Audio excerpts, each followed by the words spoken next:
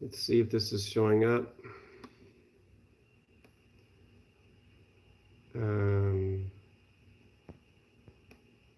Hopefully it does. Okay, so it is showing up live here. Okay, well, good morning everybody. This is my third attempt on February 13th, the day before Valentine's Day, to make this video. I'm having severe issues here with broadcasting because of the snow. Let me just turn this around and so you guys can see if that allows me to turn around. Oh, it does. Okay, so we're looking out through my back window here, and it is snowing right now. It's been snowing for the last couple days. You can see everything is just covered in snow. So when this, which is beautiful, I mean, it's just absolutely gorgeous here. The only footprints you can see out there are me when I went out to the greenhouse this morning to get you some items for today's live, and the cat when she came into the house. So there is our Traeger to cook up our elk meat that I got earlier this year. All right, so yes, I'm starting another live stream. So thank you very much for finding me here. I spent several hours yesterday installing software and getting things set up so that I can give you the best quality videos here on live as possible. And because of the snow, it didn't work. So found another solution, and that's what we are. People who are prepared is if plan A doesn't work, they have plan B. So this is plan B to do it on the mobile phone. I just so I have my computer here so I can see your comments. It's easier for me to read in large screen, and so we'll do this on the mobile phone. So welcome. Hope everyone's having a great day. We've got apparently a pretty good weather front coming through the northern vortex and getting a lot of the country, the United States, covered in snow. But today we're going to be talking specifically about gardening, getting your garden started, seeds, varieties, how to preserve the seeds, how to start a garden with seeds, and some other things that my wife is doing here on the homestead. So we'll have a special guest today with my wife, and she'll show you what she's doing on making some herbal teas that she has on the stove and some yogurt she made yesterday. So hopefully this will be beneficial to you. But let's just go ahead and start off. This is LDSPrepper. I'll be your host today. And if you want to support this channel, please go to LDSPrepperstore.com. The things that I show you today will be available on that store, and they are all in stock and able to ship right now. So let's go ahead and get started. I had a call this morning. Well, let's just get started with, it's middle of February right now, and a lot of people are getting seed catalogs in the mail. I know the local nursery here had the first seed sale. And so if you're going to be growing your garden from seed, which I highly recommend that you gain that skill, that you need to get some good quality seeds. Now, the first rule I have in buying seeds, people ask me, well, what kind of seeds do you buy and where do you buy them? The first rule I have is if it comes in a paper bag, I'm not very excited about that seed, and I'm probably not going to buy that seed because it's humidity and temperature, warmth, that causes a seed to germinate. And so if you've got a seed that was, processed and put into a plastic bag and has been sitting in storage somewhere in a warehouse and then goes over to a store and it's been sitting out there, because of the humidity that's in the air, those seeds can start to partially germinate in the package, and then because the humidity changes or the temperature drops, then they die. And so you'll open up that seed package and you may not have a very good germination rate. Simply, and nothing that you've done wrong, it's just that simply those seeds were not processed properly. So I like to have my seeds in a Ziploc or plastic kind of a bag, even a Mylar bag, so that they are protected from that moisture.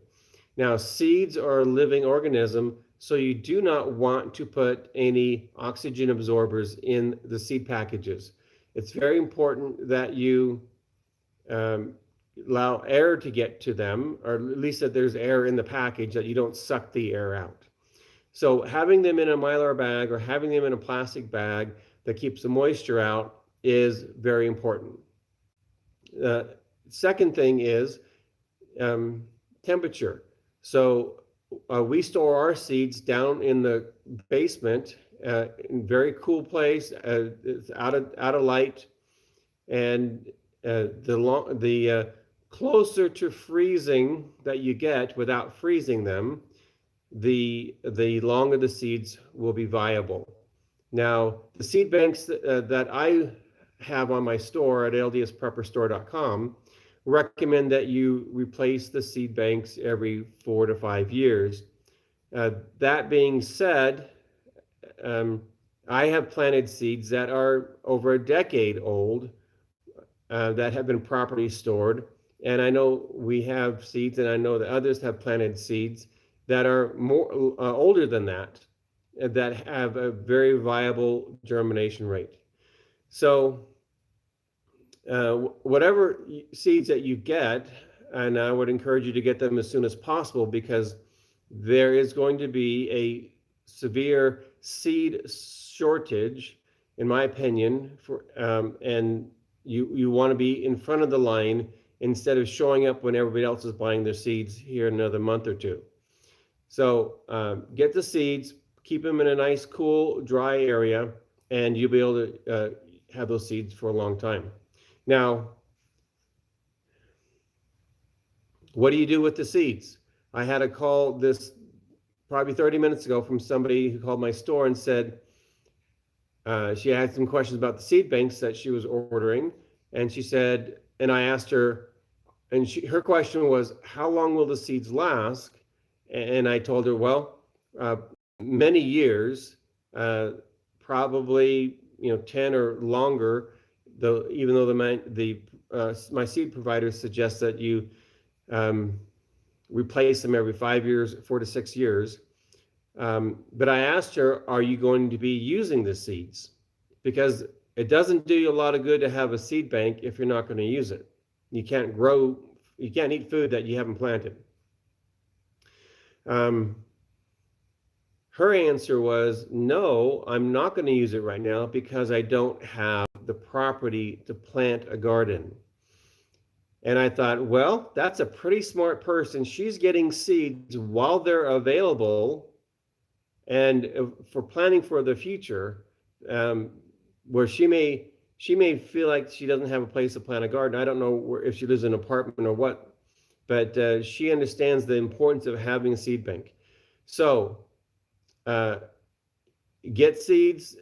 I would encourage you to plant them as soon as you can. If you can't, get seeds so you have them when they're not available, or they're not the variety or the quality that you'd want and that you would risk your life on if they don't germinate. So get a good quality seed bank. So let me just show you the seed bank that we have here. I'm going to put my phone down, and hopefully I can see. Hopefully you can see this well. And this is the seed bank that we have. You can get on my website, LDSPrepperstore.com. And this is a Liberty seed bank. And I'm just going to open it up so you can see what's inside.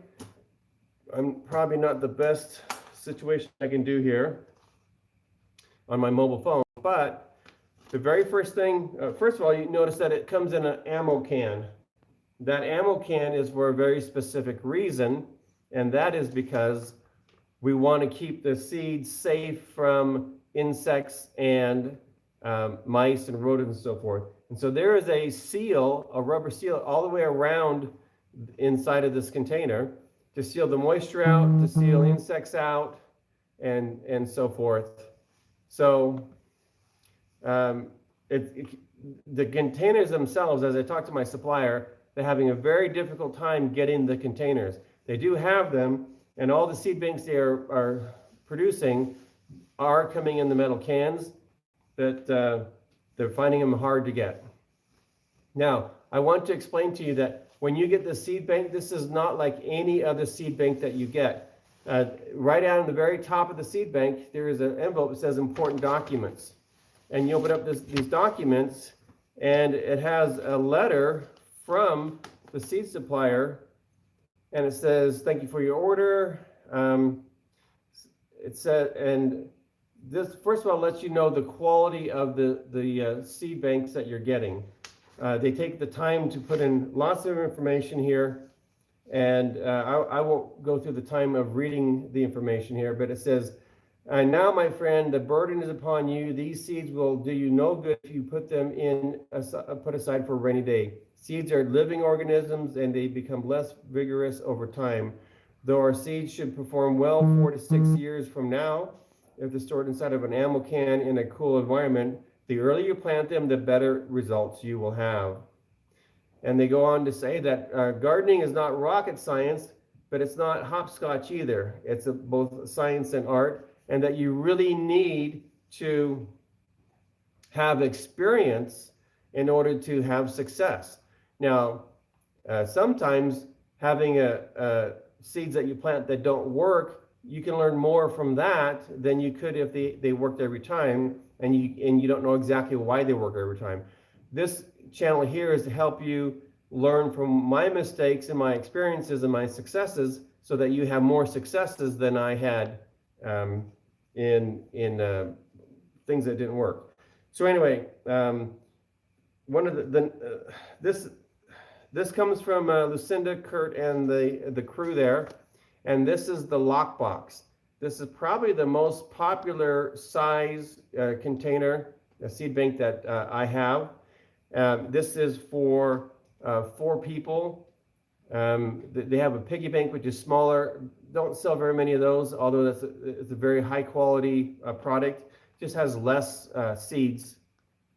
The lockbox, the safe, and the other boxes seem to be more popular. And I think it's because also, and they mentioned in this document here, that they suggest having enough to share with your neighbors. Now, let me just take a moment and talk about that.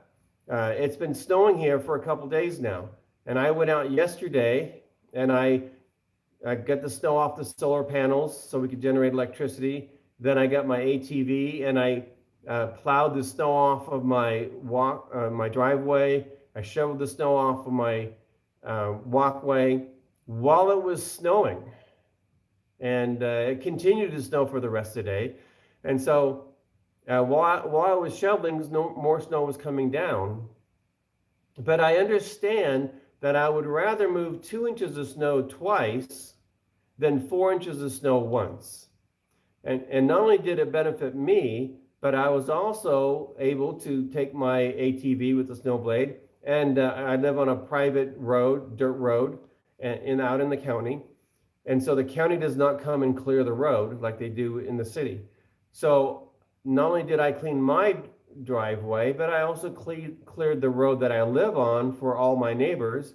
And then I went down around the corner over to my brother-in-law's and sister's house, and I cleared their driveway for them because they don't have a method to do that other than a lot of labor, and he's older than I am.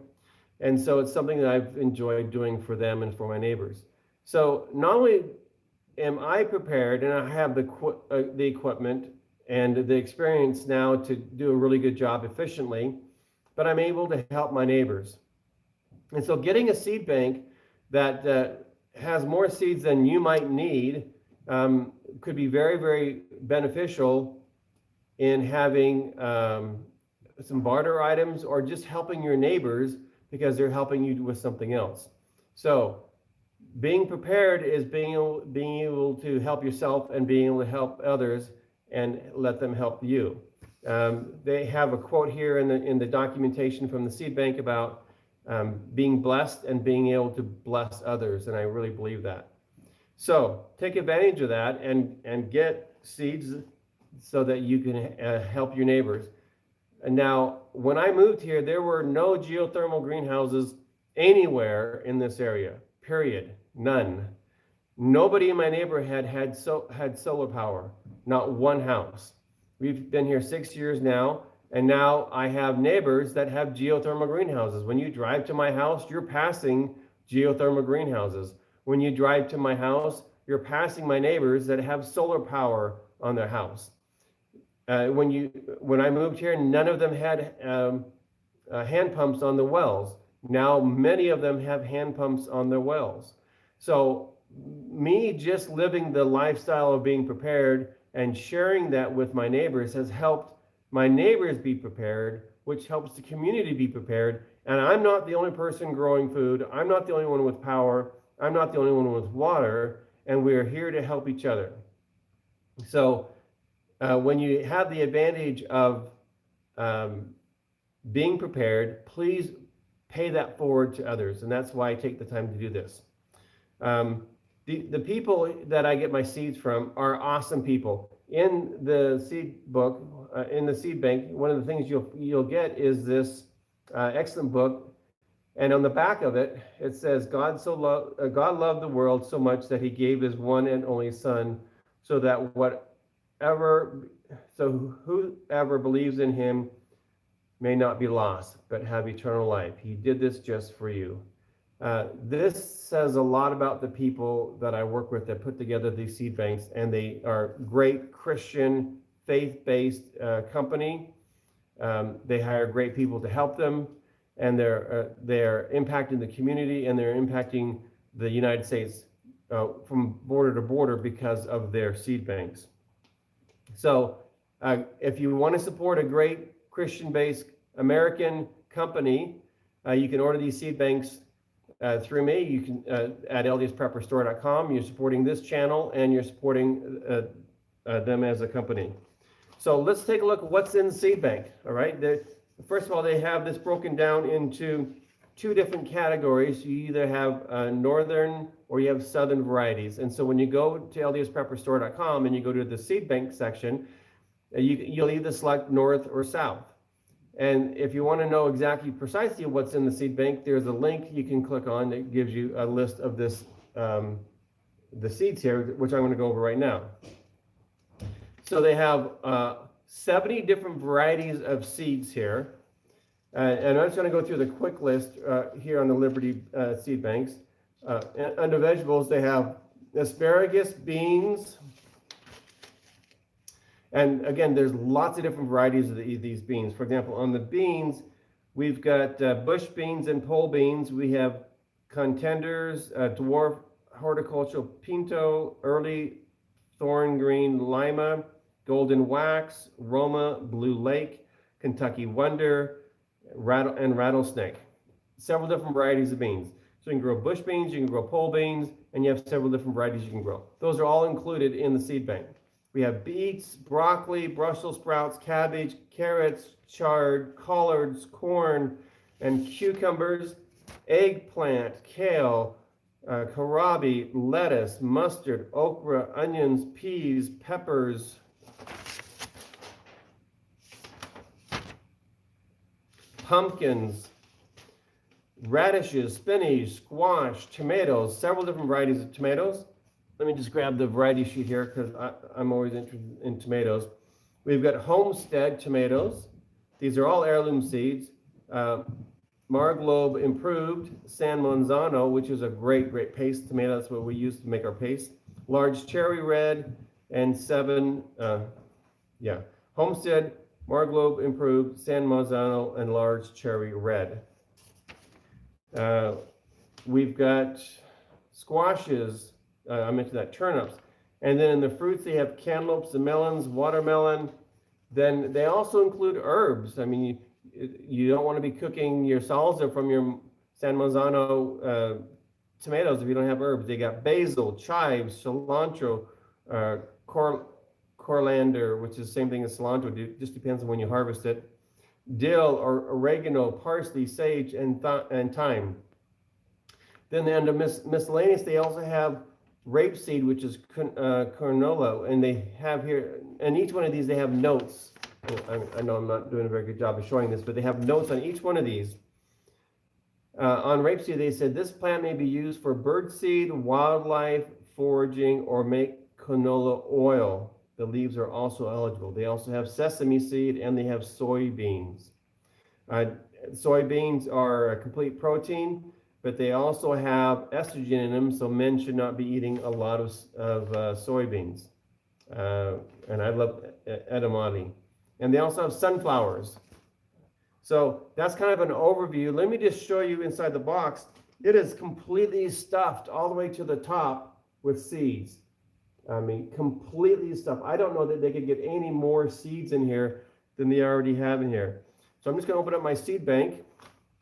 And in here, in one nice clear Ziploc plastic container, they have the herbs. And so all the herbs are right here. And you can see they're teeny tiny little seeds. I mean, it's just amazing how small they are. There's oregano you can see right there. And over on the other side, we have basil. So it's amazing how small these seeds are. Now, the nice thing about these herbs is that my wife takes her herbs and she overwinters them in the greenhouse. So she'll have the same oregano plant and other plants for years. Just she'll trim it down and put it in the greenhouse during the winter. It grows through the winter and then continues growing next year. So you open up this, you would take out your different seeds, and we've got here oregano, parsley, sage, thyme, cilantro. We have maybe two different kinds here. Then we have dill and we have basil, all in that little package. And there's hundreds of seeds in here, hundreds in this little, just in the herb section. So I'll put these back inside of here. And so what we do when we plant our seeds, again, these are all heirloom, non-GMO seeds. That means when you get the seeds from these plants, that you're getting the same plant. So you know you can continue harvesting the seeds indefinitely and still get the same variety.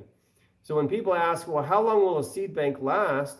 I'd say, well, it depends on how fast you start growing, because when you take some peas and you plant those peas, that one pea here, right here, could grow hundreds of peas on a pea plant.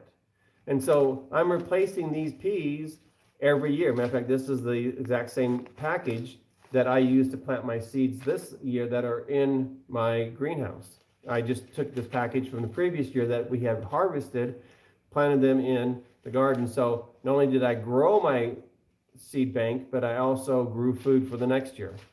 So these are the heirloom seeds for the herbs. And then I'm just going to quickly show you some of this. This is the little marble peas here. We've got some beans, Kentucky Wonder beans right here. One of my very favorites. We've got some Alaska bush beans here. We've got some rattlesnake pole beans here. So those are things that grow relatively fast and that you will be able to harvest many more seeds from. Contender bush beans here, lots of different seeds. So, I mean, it's just crazy how many seeds are in here. You can see I've just removed the beans section, and there's a whole nother section underneath that. Here's some more Mountain Tier Half Runner seeds. Again, all of these have instructions on them. they say if growing by the Mittleider system, see the following chart included with your seed bank. And so inside of here, one thing they include in all seed banks is this gardening planting. And so regardless of where you live, this is going to show you exactly when to plant your seeds. So if you're in Texas, you're going to plant them differently on a different day than here in Idaho. But in here, it goes off of your last day of frost. And so it tells you exactly when to plant them. If you're going to plant them indoors, then you can plant them 2 to 4 weeks earlier. And it tells you whether, if you're going to be planting them outdoors, whether to plant them before the last day of frost, average day of frost, or after the average day of frost. But if you're going to plant them indoors, then you can start that earlier. If you're going to put them on heat lamps, grow lights and a heat pad. But so this comes in the packet. So what my wife and I had done in the past is that we printed this out of the book, the gardening course book, and we put this in a little container, plastic sleeve container, taped the end, but you can still see it's pretty ratty. We keep this in the greenhouse so when we plant, we can know when to plant. And then we had the fertilizer mixture information on the back too, and this hangs up into the greenhouse. But they put this all on one nice clean sheet. It's very sturdy and it's completely laminated. It's not going to end up being ratty like the one that we have in our greenhouse. So something else that's inside of here is the Vegetable Garden Bible, and I will try to show that to you right here. And that's included in this, I guess that's upside down. That's included in this particular seed bank. So what isn't in here is the Mintlight gardening course book. So you can order this seed bank at LDSPrepperstore.com. You can also order the Mittleider gardening method, and this is my go-to garden book. This is what they recommend to use to lay out your garden and to grow your garden. Now you're going to need to be able to fertilize that garden. And so here we have at LDS Prepper Store, the premium LDS Prepper micronutrient mix that has all the essential trace elements that you need for your plants in order for you to get those minerals. And so you take this, and this will make 60 pounds of weekly feed. So depending on how big your garden is, that may last you a few weeks. It may last you a season. I generally buy these, when I buy them when I was buying them, not making them, because we now make this, we control the quality, and so I know this is the highest quality. And just take a look at the minerals, the size of the minerals here. Super, super small. The smaller the mineral, the more available it is for the plant, easier it is to dissolve. And that's why this is a premium mix. It is the highest quality, very expensive components that I mix here and we bag here for you. So with the Mintlight gardening course book, the LDS Prepper premium micronutrient mix and your heirloom seed bank, you're pretty close to being able to grow a garden. Now that you have those items, you're going to need to grow them. And let me show you how we do that here. There's a couple ways that you can do this. You can just grab a pot. I think this is a 3-inch pot, and you can just get some vegetable garden potting mix. Don't get potting soil, it's too heavy. Get the potting mix. It's very light and fluffy. You can see that there's some perlite in here, and it already comes pre-mixed, nice and light and fluffy. You can do that, and you can start putting seeds in here and growing a garden. Now, this is one way to do it. This isn't how I do it because this takes up so much space. If I wanted to plant, a garden full of tomatoes and pumpkins and cucumbers and lettuce and corn and so forth, I would take a whole lot of pots to be able to do that. Now, what I do is I start my greenhouse in this. I start my garden in this. And this I made about 10 years ago, actually. Made this when I was in Texas. The videos on how to make this seedling flat, are right here on LDSPrepper.com. Just do a search for seed flat. And you can just go down to the store and you can buy some prepackaged seedling mix or planting mix and just pour it in here. You would want to make sure that there aren't any fertilizers added to that soil. If there are, just use it as it is. If there aren't, that would be better, because then you would add the Mittleider pre-plant mix and the Mittleider weekly seed, the weekly fertilizer to that. What I do is I take this and I can plant my entire garden right in here. This is 18 by 18, and my entire garden, all the seeds that I need to plant for my entire garden fit inside this box. And you can see I've got little lines here so that I can space out the rows, but you can space them as close as you want. But in one row, I can put 80 to 100 tomato seeds in one row. Now, of course, I'm not going to be planting 80 to 100 tomato seeds, but you can see in one row where we can plant 80 to 100 tomato seeds, you can literally plant an entire garden. Now, if you're going to be planting corn, you're going to space that out more. So what we do with this, and actually a video showing you exactly me cutting the wood and putting this together is on the channel. We fill this with the potting mix that I use is 4 parts sawdust, 2 parts sand, and 1 part perlite. I mix that together with the Mittleider pre-plant mix and the Mittleider weekly feed, according to the instructions in the Mittleider Garden Course book. And I plant in here. I put this on a heat mat, and I have grow lights on top, and we get 85, 90, 95% germination.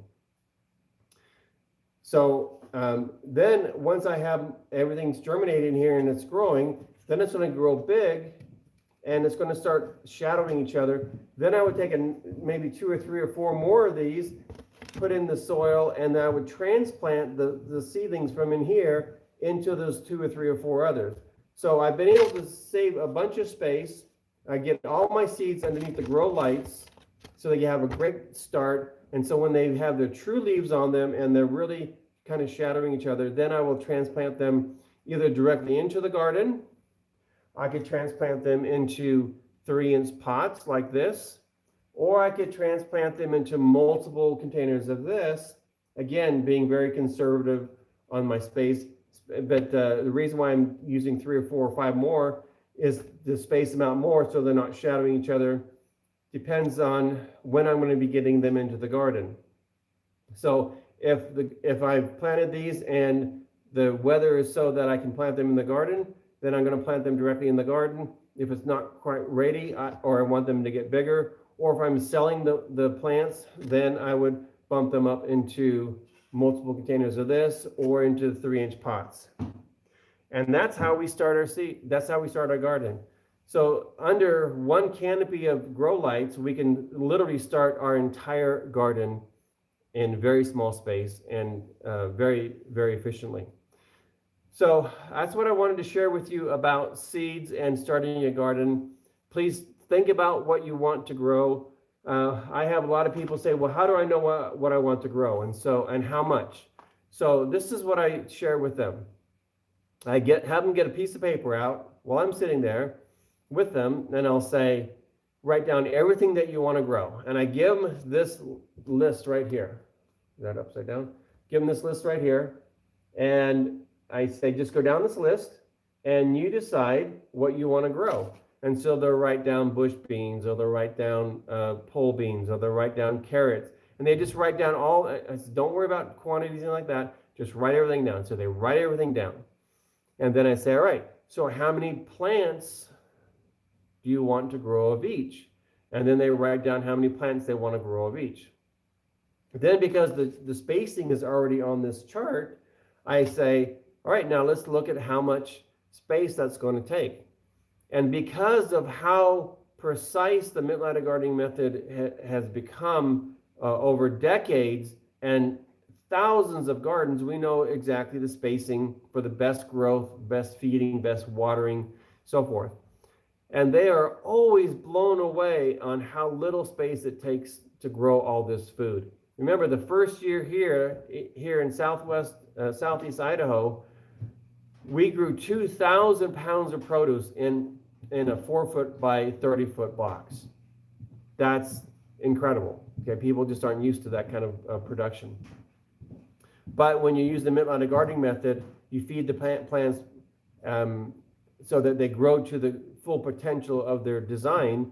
Then you're going to get a lot of food, you're going to get a lot of nutrition from those plants, and you're not going to take up a lot of space. So I tell them, write down what you want to grow, figure out how many plants you want to grow, figure out how many linear feet you need, and then that's the size of the garden that you need. It's usually substantially smaller than they anticipate, and they can grow all the food that they need in a very small space. Now, the first year I grew seedlings, I did a terrible job. I lost, and I have this archived. It's in my YouTube channel showing you the mistakes that I made when I was trying to grow seedlings the first time, because I wasn't following the book. Even though I thought I was, I really wasn't. And so I learned from my experience, and I have never lost seeds since then, because I made the changes and made sure that I had at least a 1/4-inch slots in here, and I made sure that I had the perlite in the soil mixture at the right ratio, and now I have proper drainage. The seeds are healthy and they're strong. The pre-plant mix helps them grow roots fantastically well. The reason why I like growing in a seedling flat is because none of the seedlings are root bound. If you grow them in containers, the roots will come out and they will hit the sides of the containers and they start wrapping around, and they just never recover. I remember going over to someone who called me, asked me to take a look at her garden. She had built a Mittleider garden in a greenhouse. It was beautiful. And I was there at the end of the season, and I said, "You bought these plants from a nursery, didn't you?" And she said, "Yes." "How can you tell?" I said, "Do you mind if I pull this plant up?" And she said, "No." And I pulled it up, and the roots were exactly this shape right here. That's after the entire season that they had been growing. And she got very little production because those roots were root bound, and they kept going around, and they never went out into the soil and picked up all the available nutrients that were around them, because they were grown in these containers. And she planted them too late where they had been root bound. You don't have that problem if you grow them in this. Okay? That's one reason why I like doing that, besides the space savings. So hopefully that helps you get started on choosing a seed bank, knowing that you're getting a high quality seed bank with a guarantee. This seed bank actually has a guarantee of 85% germination. I don't know of any other seed bank available at any price that guarantees the germination rate. It also comes with the book on how to grow the seeds, and then they also recommend getting the Mittleider gardening course book, which when you order at LDSPrepper store, I personally autograph for you. While you're there, pick up the micronutrients and take a look at my wife's Herbal Books. And if you're into herbs, and now that you're growing herbs, you want to know how to be able to use them medicinally, and those books will be able to help you out. So I have two other things I want to show you this morning. Let's see what time we are. And but before I go there, I'm going to see if there's any questions that you have that I want to jump on.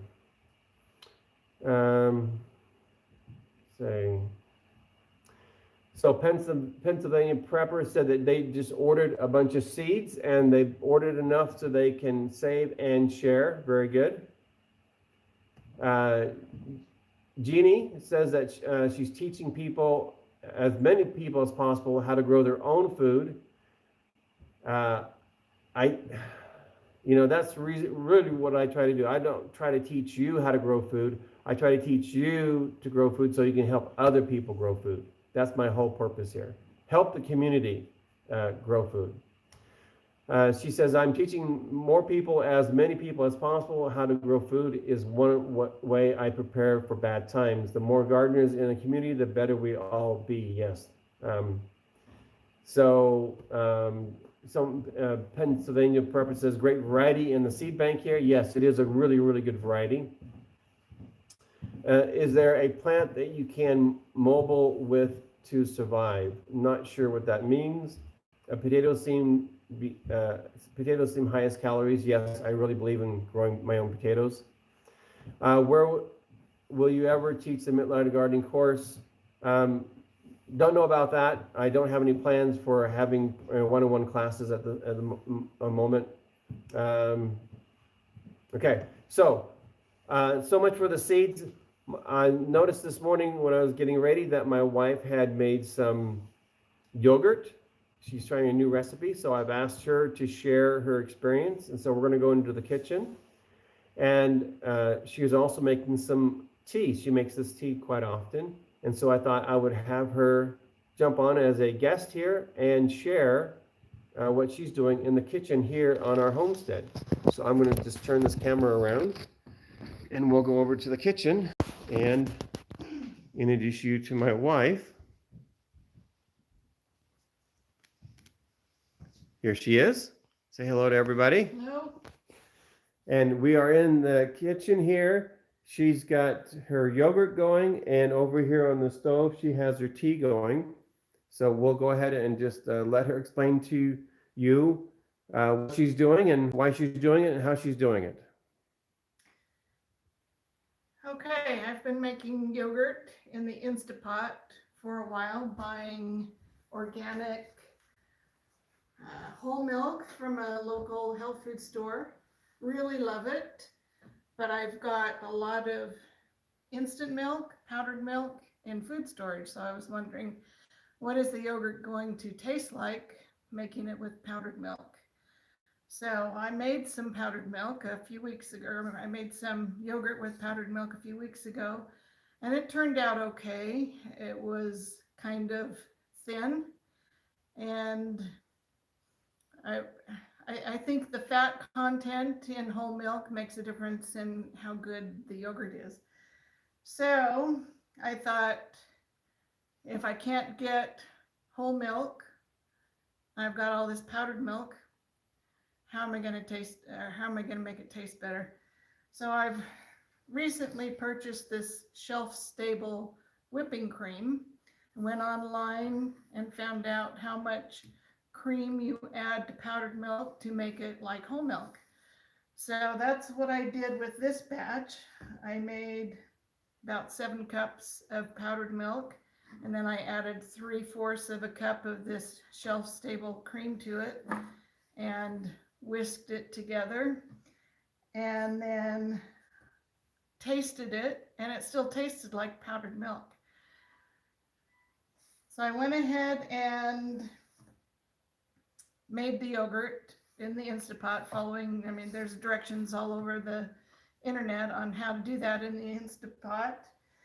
So I added the powdered milk that I beefed up with the cream to the pot, ran it through the yogurt cycle, put it in the fridge last night, pulled it out this morning, and the cream had separated. It was really, the yogurt was really watery around the outside edges. So I decided to put the yogurt into a nut milk bag and strain off the liquid. Did about half of what was in the pot. I've got maybe a cup of yogurt in here and a lot of water in this big bowl. So I'm not real happy with the way it turned out. I tasted this. It tastes like yogurt, but the texture is really different. And I don't like it. And if I don't like it, I'm not going to eat it. So I got to figure out something else. I'm open to suggestions. Anybody who's got yogurt experience. So I'm seeing some comments that the ultra powdered milk works. And someone else has commented that they seen some videos on YouTube on making powdered milk. Do you want to share about the people that visited us this week? In terms of what? And that she makes yogurt Oh, there was a and gal who in the group. the advantage of being prepared and sharing with others and how that comes back to you to help. Well, you can comment on that. There was one gal in the group who makes yogurt from coconut milk, a couple of cans of coconut milk and her starter, which has cultured over and over and over. She says it's a really good culture. So I'm interested in contacting her and getting her recipe, maybe getting a start and trying that out. Okay, so one of the things I asked my wife earlier to talk about was not only does this help her, but because we share with others and we have other people coming to our house and we talk to people about preparedness, what they have experienced can help us. Sue's gone to several classes presented by other people that have helped her in her preparations. So not only preparing yourself helps you, but also learning from others who are also like-minded. So it really being prepared and sharing that in the community is reciprocal. You'll also benefit from other people's generosity and helping them. I mean, and them helping you learning how to prepare too. Okay, now you have some tea over here. You want to explain to us about the tea that you make? So this is a tea that is really good for women. It's a combination of red raspberry leaves. Would you hold this, please? I need to go turn off your phone from ringing. These raspberry leaves came from our garden last year. No, actually, this is the end of 2018's batch. So every year I take off the lower 18 inches of leaves from our raspberry plants because they just turn yellow anyway because they're not getting much sunlight. So I harvest those in the spring, and then I will harvest with the new the floricanes? The new primicanes that come up every year, and we cut those off at the top. So I take the leaves that we cut off from the top of those vines and dry those, and I have plenty of raspberry leaves for making tea. This is Dr. Christopher's calc tea recipe, and I add hibiscus to it. That's not your garden variety hibiscus. I can't remember the Latin name, but the hibiscus adds some delicate flavor and a red color to the tea. Don't know if you can see. Just a beautiful red color. So most of us have plenty of calcium in our bodies. We have trouble assimilating that calcium. So that's what this tea does. It's oat straw and horsetail, which are really high in silica. Silica helps the body move calcium into the tissues. And it's got some comfrey and lobelia and the hibiscus. And so I make a quart. I put a little bit more than a quart of water in the saucepan every morning. I like these reusable muslin bags. When they get too ratty, I just throw them away. But I'll put 3 level tablespoons of raspberry leaf in one bag and 3 tablespoons of the hibiscus tea in the other. Bring the water almost to a boil, just so that it starts to bubble around the edges. Toss these in, put the lid on it, turn the heat off, let that steep for about an hour till it's kind of lukewarm. And then I pour it into this teapot, which I got from my kids for Christmas. I love it. It has, what do you call that? A thermometer on the top. So I pour the tea into here, and we'll drink this tea throughout the day. So when I want a cup of tea, All I have to do is turn the heat on. I watch the temperature till it gets to 160, which is just perfect. Add some honey and lemon to it and sip away. What are the benefits of this tea? Well, I mentioned the benefits of the kelp tea. The red raspberry leaf is just, it's a really good tea for everything female. So it helps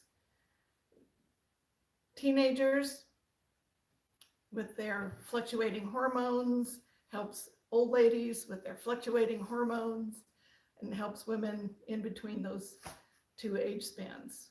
Just everything female. Okay, very good. Did you have something else you wanted Well, to I say? just remembered one of my master herbalist instructors, who's also a midwife. She said you should drink 3 quarts of water a day, and one of those quarts should be the raspberry tea, if you're female, And did you say why? just because it's good for everything female. So everything female would include, you mentioned hormones. So it's supposed to help with morning sickness. When you're pregnant, it is loaded with good vitamins and minerals, and it's an astringent. It prepares the uterus for pregnancy. It prepares the uterus for labor. It prepares the uterus for childbirth. It helps tighten tissues up after childbirth. It's just a really good, what we call a tonic herb. Okay, Just tones and tightens tissues. excellent. Thank you very much. You're welcome. All right, so if you want to learn more about the herbs, here, if I can change the camera, here are her Healer's Art and Making Herbal Remedies book, reference manual. Here's the Medicinal Weeds manual. Here is her First Aid Kit Herbs manual. And then here is her Culinary Herbs and Spices manual. So those are all available along with the Mintlight Gardening Course book at LDSPrepperstore.com. So let me just see what other questions we have here, and then we'll wrap this up. Lots of comments on making yogurt. That's great. Appreciate that. Jeannie says, great, I did not know this. I have to get more calcium. People who have had their thyroids removed should drink this, exclamation mark. Very good. Let's see, Liberty Lady says, I do not use the yogurt cycle, but I use my Instant Pot to heat my jars. Yep, absolutely, that would work very well too. Jeannie mentions closer to the time of childbirth, you may want to stop drinking raspberry tea. It can lead to hemorrhaging. I think that's one of the things that was mentioned. I remember that in conversation also, so thanks for sharing that. All right, and then Snap Happy Mama says, is there a place you recommend getting herb seeds to start an herb garden, especially medicinal herbs? So I mentioned here in the seed bank that we do have herbs included, not all the herbs obviously, but basil, chives, cilantro, dill, parsley, sage, and thyme. So where do you recommend getting herbs for starting an herb garden? Really great source is strictlymedicinalseeds.com. Okay, thank you very much. All right, thank you everybody for joining us today. Hope you have a great weekend. Hope that this helps you get prepared for getting your garden planted. I hope that you start learning how to germinate seeds, how to start your garden from seed, because There may be a day where you can't go and buy seedlings from a nursery. So you may want to be able to grow your own food. So you can control the food, you can control the varieties, the quality, the quantity, the purity, and you'll need that by growing your own seedlings. So please take a look at the seedling videos I have here on LDSPrepper.com. To get your seed banks and gardening books, go to LDSPrepperstore.com. If you have any questions, my phone number is there, and I'm glad to help you go through this process. A lot of the information is already here on my YouTube channel. That's why I share it. And I hope that you have a wonderful, wonderful garden this year. This is LDS Prepper reminding you, if ye are prepared, ye shall not fear. Have a great day and a blessed life.